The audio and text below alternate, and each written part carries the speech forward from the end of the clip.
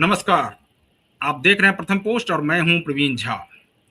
बात बंगाल की करेंगे और बंगाल से आज एक बहुत बड़ी खबर आ रही है। बड़ी खबर यह है कि जिस चीज को हटाने को लेकर पिछले 30 वर्षों से ना तो उसको ममता बनर्जी हटा पाई, ना बुद्धदेव भट्टाचार्य हटा पाए और ना उससे पहले की सरकार में, चाहे वो ज्योति बसु रहे हो या जो भी रहे हों, वो हटा पाए।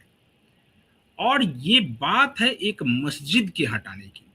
136 साल पुरानी एक मस्जिद है और उसको हटाने की प्रक्रिया अब तेज हो गई है। ये मस्जिद किसी सड़क पर नहीं है कि वहां पर हटाने के लिए उस पर कुछ कहा जा रहा है, कुछ वहां पर लोग प्रोटेस्ट कर रहे हैं और इस प्रकार से कुछ हो रहा है। ऐसा बिल्कुल भी नहीं है। ये मस्जिद कोलकाता एयरपोर्ट पर है, यानी कि रनवे के ठीक बगल में है। जो चार दीवारी होता है एयरपोर्ट का, उसमें जो रनवे जहां पर है उससे मात्र कुछ ही दूरी पर है। जो बाउंड्री वॉल है उससे 150 मीटर अंदर है और जो दूसरा रनवे है उसके तो बिल्कुल बगल में है। और इसको हटाने के लिए पिछले 30 वर्षों से केंद्र सरकार और एयरपोर्ट अथॉरिटी ऑफ इंडिया लगातार जो है वो राज्य सरकार से संपर्क में थी, लेकिन इसको नहीं हटाया जा रहा था। अब जब भारतीय जनता पार्टी की सरकार बनी है और शुभेंदु अधिकारी मुख्यमंत्री बने हैं, तो वो सभी फैसले लिए जा रहे हैं या वो सभी फैसले किए जा रहे हैं जो फैसले अभी तक बंगाल में होना बहुत मुश्किल सा लगता था। चाहे वो आप देखिए कि बॉर्डर फेंसिंग की बात हो, उसके लिए जमीन देने की बात हो, या फिर अब जो एयरपोर्ट से इस मस्जिद को हटाने की बात हो। अब जो मस्जिद कमेटी है उससे प्रशासन की भी बातचीत हो रही है, उससे शुभेंदु अधिकारी यानी मुख्यमंत्री स्तर से भी बातचीत हो रही है और उसको अब हटाने पर एक प्रकार से सहमति बन गई है।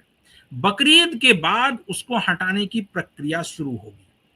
यानी कि आप ये कह सकते हैं कि जिस काम को ममता बनर्जी और बुद्धदेव भट्टाचार्य या ज्योति बसु नहीं कर पाए थे, उसको एक झटके में शुभेंदु अधिकारी कर दे रहे हैं। और इस पर आज हम लोग बातचीत करेंगे और इस बातचीत में हमारे साथ वरिष्ठ पत्रकार संजीव प्रियदर्शी जी जुड़े हुए हैं। उनसे जानने की कोशिश करेंगे कि इस मस्जिद को क्यों नहीं हटाया जा रहा था। क्या सिर्फ वोट बैंक पॉलिटिक्स के लिए जो है वो आप सुरक्षा के साथ खिलवाड़ कर सकते हैं? क्योंकि एयरपोर्ट अथॉरिटी ऑफ इंडिया लगातार ये कह रही है कि वहां पर सुरक्षा के दृष्टिकोण से वो मस्जिद बिल्कुल सही नहीं है और उस मस्जिद को वहां से हटाया जाना चाहिए, लेकिन इसके बावजूद भी इस पर कोई कार्रवाई नहीं हुई। क्या लगता है संजीव जी आपको कि क्या ये शुद्ध रूप से वोट बैंक पॉलिटिक्स है या इससे इतर कुछ और भी है? नहीं नहीं, वोट बैंक पॉलिटिक्स है। इससे उत्तर क्या होना है? आप देखिए कि ये केवल एक ऐसा केस नहीं है प्रवीण। वो चाहे हम्म। 3 तलाक का मुद्दा हो, हलाला का हम्म। मुद्दा हो, चाहे राम मंदिर का मुद्दा हो, धारा 370 हो, या हम्म। कश्मीर में जिस तरह से पलायन मार के भगाया गया हिंदुओं को, या ऐसे हम्म। तमाम मुद्दे, सब में विपक्ष का एक ही रूप होता है और वो यह है कि मुस्लिम वोटरों को संतुष्ट करना है, मुस्लिम वोटरों को खुश रखना, और इसके लिए वो हम्म। किसी भी हद तक जा सकते हैं। तो ये मस्जिद भी जो है हम्म। एक तुष्टीकरण की मॉडल का जीता जागता प्रतीक था। और हम्म। इसके लिए चाहे इंटरनेशनल विमानों की लैंडिंग में दिक्कत हो जाए, या हम्म। आईएलएस सिस्टम जो कोहरे के समय जो विमान उतरता है वो हम्म। अच्छे से ऑपरेट ना कर पाए, या जितनी भी परेशानी हो सब बर्दाश्त होगा, लेकिन हम्म। मस्जिद नहीं हटाई गई। और इसके जगह अगर ये मंदिर होती तो कब का हटाया गया होता। चाहे वो हम्म। ज्योति बसु रहे हो, चाहे वो बुद्धदेव भट्टाचार्य रहे हो, क्योंकि ये दोनों कम्युनिस्ट हैं और कम्युनिस्ट नास्तिक होते हैं। हम्म। लेकिन ऐसे नास्तिक हैं जिनको एक ही धर्म के विरुद्ध बोलना है, वो सनातन धर्म। इसके अलावा कम्युनिस्ट आपको दूसरे धर्म के खिलाफ बोलते हुए नजर नहीं आएंगे। हम्म। और जो ममता बनर्जी उसी पॉलिसी का एक्सटेंशन थी, चाहे वो इकोनॉमिक हम्म। पॉलिसी हो, चाहे वो रिलीजियस पॉलिसी हो, वो कम्युनिस्ट वाली ही थी। तो और आप देखिए कोई एक फैसला नहीं, बहुत सारे ऐसे फैसले, चाहे बीएसएफ को बाढ़ लगाने के लिए जमीन न देना, या सीए में बाधा डालना, या गौ हत्या की पूरी तरह से छूट देना, मदरसा के मौलाना मुअज्जिमों को जो है पैसा देना, मौलानाओं को पैसे देना, बहुत सारे ऐसे फैसले हैं प्रवीण जी। और फिरहाद हकीम, मैं एक बताता हूँ, फिरहाद हकीम जिसको बॉबी राइट हैंड माना जाता है, वो पाकिस्तान से एक पत्रकार आई, उसको उसने बोला कि आप उस पाकिस्तान की क्यों बात करते हो, कलकत्ता में भी मिनी पाकिस्तान, और ये बिल्कुल ओपन प्लेटफॉर्म से उसने कहा। इसके अलावा उसने कहा फिरहाद हकीम ने कि ये देखिए ये सेकुलरिज्म का कैसा मॉडल है। फिरहाद हकीम ने कहा कि जो मुस्लिम पैदा नहीं हुआ है वो जहन्नम में जाएगा और सबको मुसलमान बना। फिर उसने कहा कि अभी अल्पसंख्यक हैं, बंगाल में धीरे धीरे बहुसंख्यक हो जाएंगे, देश में भी हो जाएंगे, और यहाँ पे अल्लाह का हुकूमत होगा भारत। आप सोचिए, और ये सब सेकुलरिज्म के पर्दे के सामने हुआ, और अंततः बंगाल के लोगों का सब्र टूट गया। एक कॉलेज है कलकत्ता में, मैं उसमें उस कॉलेज के नाम में शुरुआत में राम है, उस राम नाम को पोत दिया गया प्रवीण जी ममता बनर्जी की सरकार में। लेकिन ईश्वर की राम की कृपा है, सारे निपट लिए, और ऐसे निपटे हैं कि अब कुछ पता नहीं चल पा रहा है। और धीरे धीरे जो गलत नीतियां थी वामपंथियों की या ममता बनर्जी की, उन सब को हटाया जा रहा है। और मुझे लगता है कि वो मस्जिद भी अब बकरीद के बाद हट जाएगी, और बकरीद की 2 दिन की छुट्टी थोड़ा सा अपने दर्शकों को, संजीव जी अपने दर्शकों को थोड़ा सा बता देते हैं कि इसके बारे में, ताकि हमारे दर्शकों को भी एकदम बिल्कुल क्लैरिटी हो जाए कि ये मस्जिद कहाँ है और क्या क्या परेशानी खास करके एयरपोर्ट अथॉरिटी ऑफ इंडिया को उठानी पड़ रही थी। जरा हम, एक रिपोर्ट है एक वेबसाइट की, उसको जरा पढ़ के अपने दर्शकों को बता देते हैं, फिर उसके पर आपकी प्रतिक्रिया जानेंगे। एक रिपोर्ट है, उस रिपोर्ट में यह कहा गया है कि कोलकाता एयरपोर्ट के भीतर मौजूद यह मस्जिद सिर्फ धार्मिक स्थल नहीं बल्कि एयर ट्रैफिक ऑपरेशन के लिए भी बड़ी चुनौती मानी जा रही है।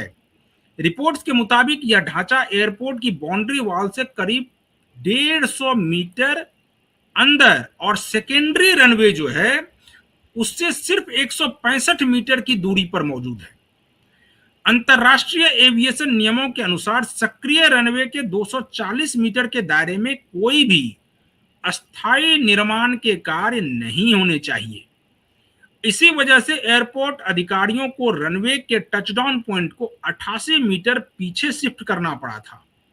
यानी कि मस्जिद ना हटे, रनवे पीछे हो जाए, टचडाउन पॉइंट पीछे हो जाए, उसमें कोई परेशानी नहीं है, लेकिन जो मस्जिद है वो उसी जगह पर रहे। आप चाहे खुद को पीछे कर लीजिए, रनवे को पीछे कर लीजिए, टचडाउन पॉइंट को पीछे कर लीजिए, सभी को पीछे कर लीजिए, लेकिन मस्जिद जस का तस बना रहेगा। मेरा किसी धर्म विशेष से नहीं है, लेकिन अगर वहां पर मंदिर भी होता तो मंदिर को भी तोड़ करके हटा देना चाहिए वहां से, और उसको कहीं और शिफ्ट कर देना चाहिए। उसके अलावा हालांकि मौजूदा रनवे छोटे और मीडियम साइज के विमानों के लिए पर्याप्त है, लेकिन बोइंग 787 और एयरबस 330 जैसे बड़े विमानों के संचालन में परेशानी आती है, अभी भी आ रही है वहां पर। एयरपोर्ट सूत्रों का कहना है कि अगर यह बाधा हटती है तो कोलकाता एयरपोर्ट की इंटरनेशनल क्षमता और बढ़ सकती है। यही नहीं, कोहरे के दौरान इस्तेमाल होने वाला एडवांस आईएलएस सिस्टम भी इस क्षेत्र में पूरी तरह से इंस्टॉल नहीं हो पाया है। इससे सर्दियों में फ्लाइट ऑपरेशन प्रभावित होते हैं। यानी एयरपोर्ट अथॉरिटी ऑफ इंडिया ये कह रहा है संजीव जी कि वो आईएलएस जो इंस्ट्रूमेंट लैंडिंग सिस्टम है उसको भी पूरी तरीके से वहां पर फंक्शनल नहीं कर पा रही है, उसको ऑपरेट उसके जरिए नहीं हो पा रहा है। इसके बावजूद मस्जिद को शिफ्ट नहीं किया जा रहा है, और ये पिछले 30 वर्षों से लगातार इसको लेकर राज्य सरकार से बातचीत होती रही है, लेकिन मस्जिद को शिफ्ट नहीं किया गया। तो इसको क्या एकदम शुद्ध रूप से तुष्टिकरण नहीं माना जाए तो क्या माना जाए? बिल्कुल बिल्कुल तुष्टिकरण है। तुष्टिकरण से भी आगे जाके कोई शब्द हो तो ये मुझे लगता है जिन्नावादी जो राजनीति है उसी का एक्सटेंशन है। जिन्नावादी पॉलिटिक्स ही तो है कि मुस्लिम का वीटो होना चाहिए। यही तो था उसका कि मुस्लिम का भी, जैसे यूनाइटेड नेशन सिक्योरिटी काउंसिल में परमानेंट मेंबर्स का वीटो पावर है, उसी तरह मुस्लिम्स का वीटो पावर होना चाहिए। और ये इस वीटो पावर ने देखिए सबसे ज्यादा किसी का नुकसान किया तो मुस्लिमों का किया, क्योंकि मुस्लिम एक रिलीजियस इंटिटी बन के रह गए, केवल रिलीजियस में भी क्या, धार्मिक कट्टरता वाले इंटिटी बन के रह गए, और उनकी नकारात्मक छवि पूरी दुनिया में चली गई है, पूरी दुनिया में, कि हर समय किसी एक बात पे अड़ जाना, किसी मुद्दे को लेकर हर समय विरोध करना। लेकिन बताइए, अब हुमायूं कबीर वहां 2 सीटों से जीता, वो उसने 2 मुद्दा छेड़ा। एक तो बाबरी मस्जिद, ठीक है आप बनाओ मस्जिद, कोई दिक्कत नहीं है, नाम वैसा रखो जिससे कि कोई दिक्कत ना हो। दूसरी बात, कि अभी वो कह रहा है कि हम गाय और बैल काटेंगे, गोवंश काटेंगे कुर्बानी में। आप बताइए, और ये नहीं कहता है वो कि मुस्लिमों के बच्चे को पढ़ाना है, उसके साक्षरता दर को बढ़ाना है, 3 तलाक हलाला ये सब मुक्त करना है, ये सब नहीं है एजेंडे में। एजेंडे में यही सब, जो मुझे लगता है कि बीजेपी का जो उभार हुआ है उसके पीछे यही तुष्टीकरण की नीति है। और ये एके एंटनी कमेटी की रिपोर्ट जो थी कांग्रेस ने बनाई थी 14 में, उसको सार्वजनिक नहीं किया गया, लेकिन एके एंटनी ने कई जगह ये बात बोला कि कांग्रेस की छवि एक मुस्लिम पक्ष के पार्टी के तौर पे हो गई है, और इसी तरह टीएमसी भी एक मुस्लिम पक्ष की पार्टी हो गई। लेफ्ट भी लेफ्ट नहीं रहा, वो मुस्लिम राइट विंग हो गया। लेफ्ट भी अगर लेफ्ट रहता तो सर्वाइव करता, वो मुस्लिम राइट विंग हो गया। तो इसलिए मुझे लगता है कि केवल एक फैसला नहीं, आप देखिए बकरीद पर 2 दिन की छुट्टी मिलती थी, उसको शुभेंदु अधिकारी ने 1 दिन की की। ये मस्जिद तो हटेगा ही हटेगा, आज ना कल।